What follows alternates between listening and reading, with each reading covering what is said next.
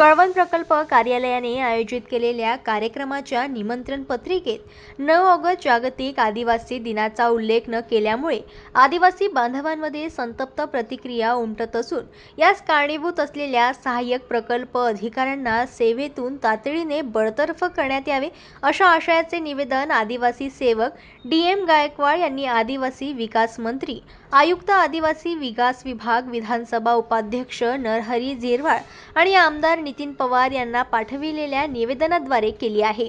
त्यामुळे एकच खळबळ उडाली आहे। 9 ऑगस्ट जागतिक आदिवासी दिनानिमित्तानं कळवण एकात्मिक आदिवासी विकास प्रकल्प कार्यालयाने शासकीय उच्च माध्यमिक आश्रमशाळा सराड येथे प्रकल्प स्तरीय कार्यक्रम आयोजित केला होता। परंतु या कार्यक्रमाच्या निमंत्रण पत्रिकेत जागतिक आदिवासी दिनाचा उल्लेख केलेला नव्हता।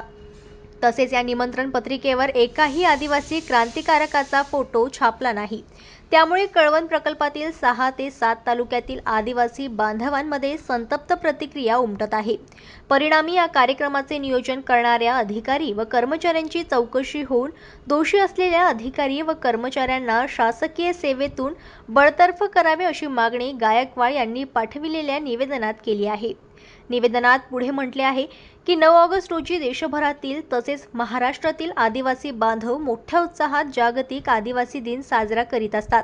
तसेच सर्व शासकीय, निमशासकीय कार्यालय, शैक्षणिक संस्थांमध्ये देखील जागतिक आदिवासी दिन साजरा केला जातो। हा जागतिक दिन साजरा करण्यासाठी आदिवासी विकास विभागाकडून तर लाखो रुपये शासकीय खर्च केला जातो।